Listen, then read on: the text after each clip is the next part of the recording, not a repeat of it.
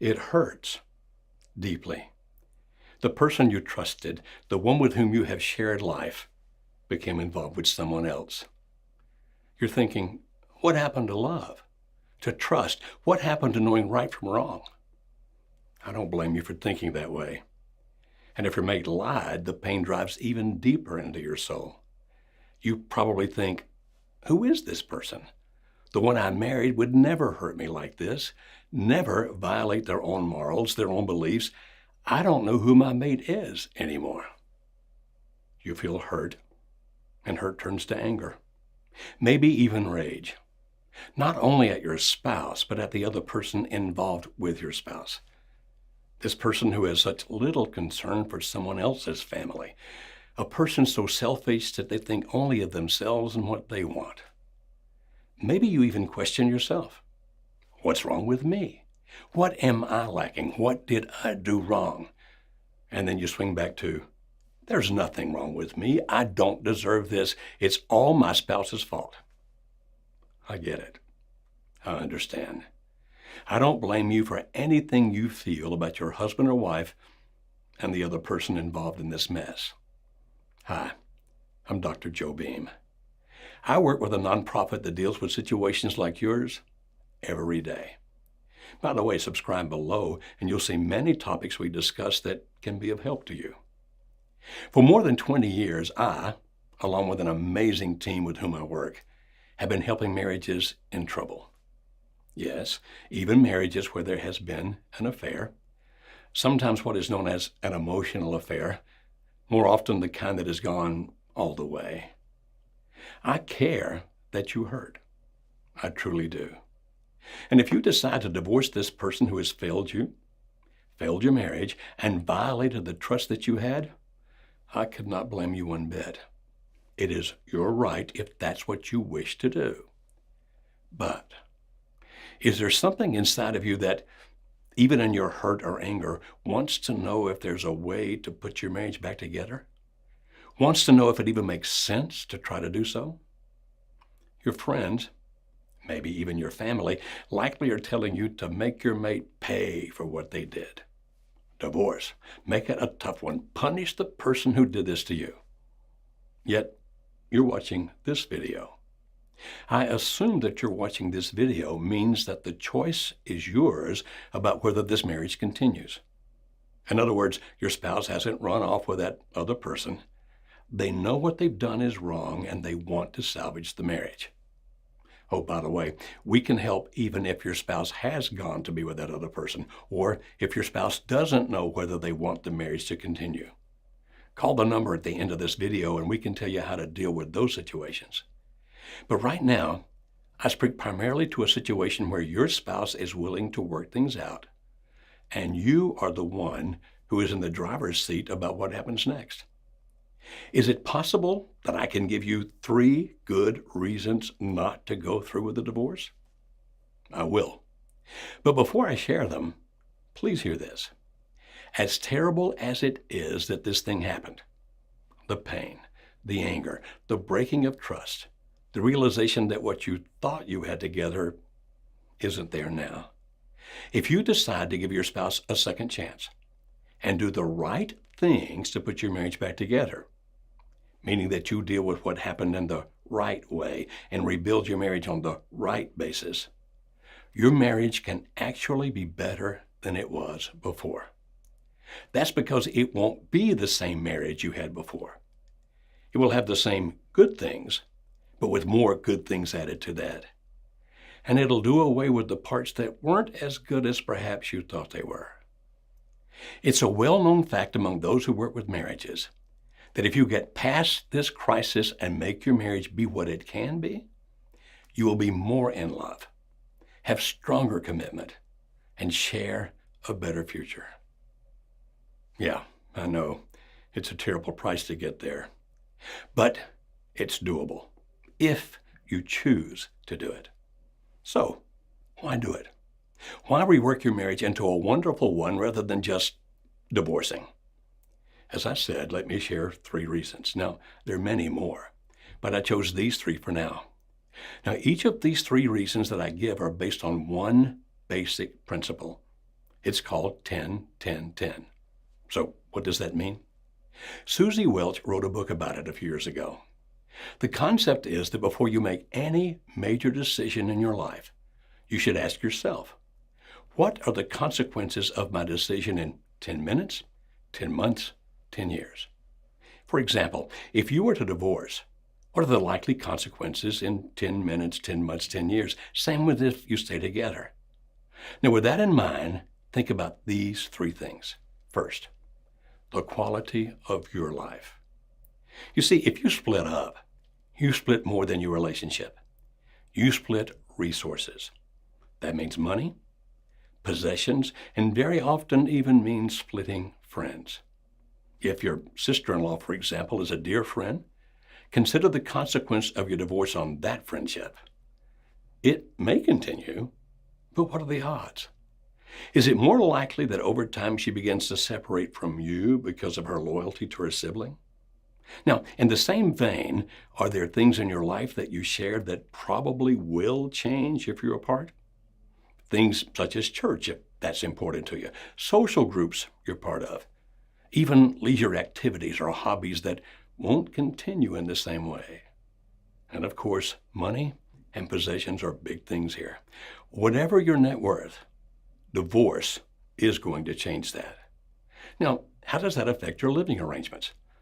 The living arrangements for your kids, if you have kids. How does it affect having money for things beyond the necessities, such as buying better clothes or the car that you drive? Now, you get the idea. And no, I'm not saying that you stay in a terrible relationship just so you can have some of these things. But remember that I'm assuming that your spouse is sorry and wants to make things work. Now, if you work out the situation, then you don't split the kinds of things I've mentioned. Now, in your anger, the idea of splitting resources may not make much difference now, but you will not be angry forever. When you calm down and realize all you've given up that you shared, will you find yourself ruminating about how sorry your spouse was and how they tried to save the marriage? And in the midst of that memory, look around and truly miss things that you did care about that you no longer have because you decided not to try to save the marriage. But let's go deeper. Second, the effect on your children, if you have them. Now, I realize that not everyone watching this will have kids, but quite a few will. May I take just a moment to ask you to think about 10-10-10 about them? Now, one of the greatest fears within a child is losing a parent.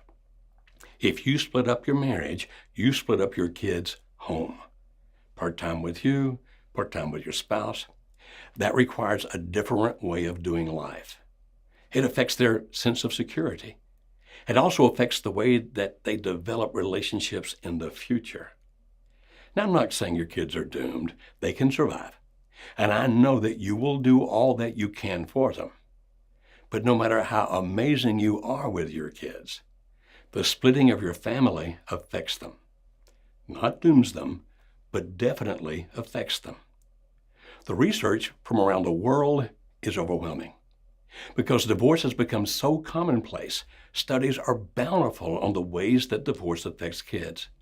The range of affect is larger than most people would ever realize.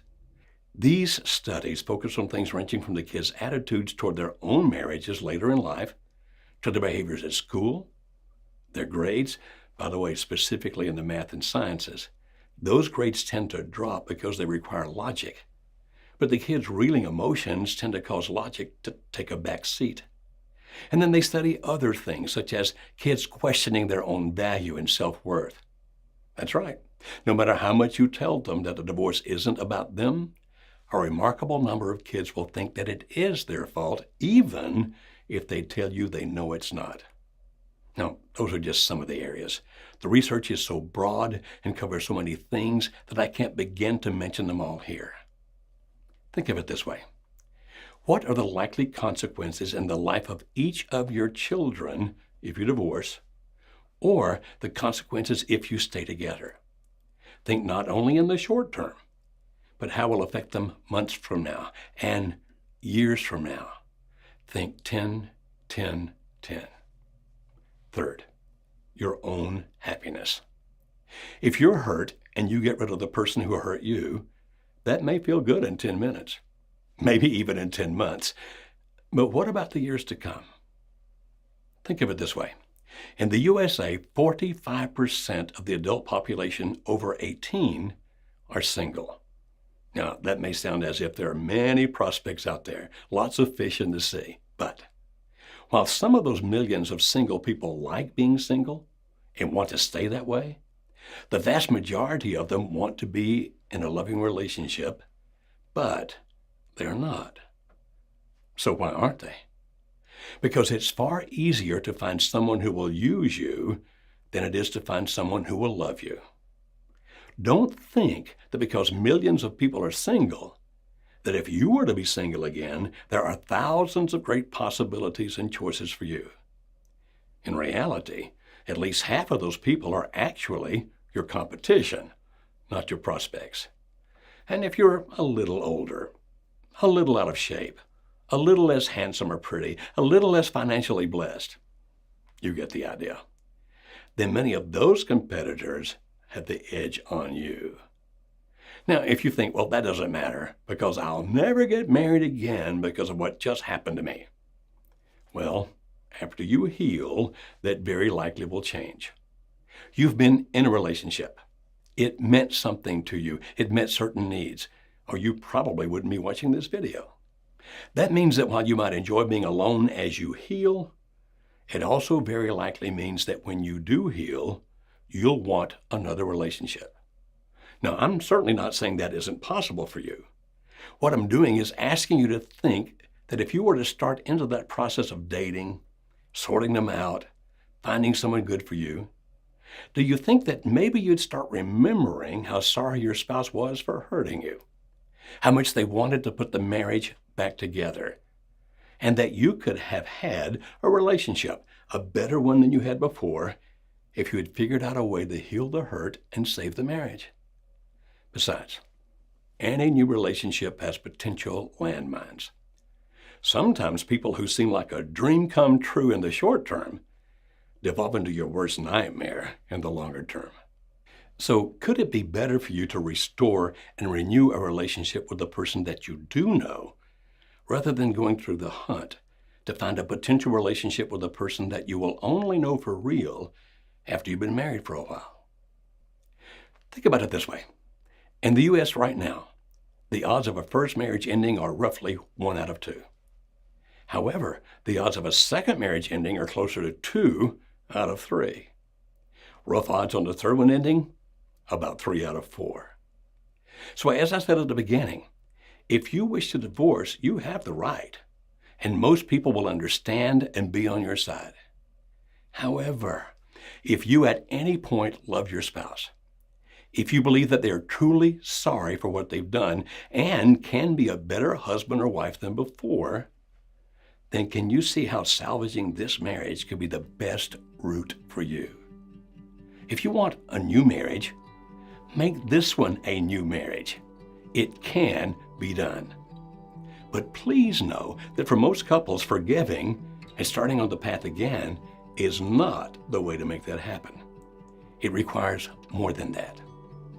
I can teach you. The team at our nonprofit organization will gladly work with you to help you, not to start the old marriage again, but to have a new marriage with the same person you've been married to for a while. To know more about how, please call us at 866-903-0990. We'd love to help.